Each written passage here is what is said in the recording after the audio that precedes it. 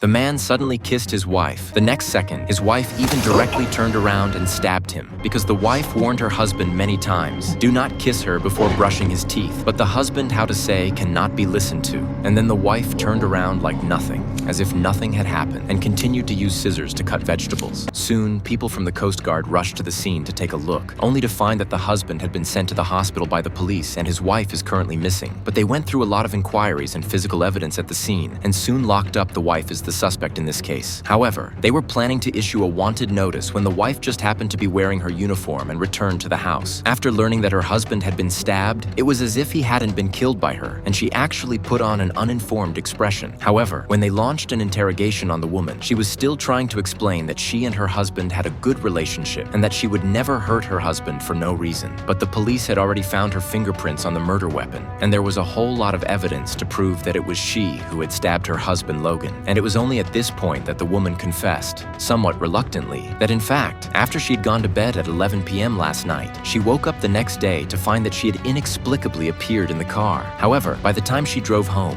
she learned that her husband had been stabbed, and until now she couldn't remember exactly what had happened during that time, and her head had been aching vaguely. You ever blacked out before? No, but I have been having some weird health issues lately.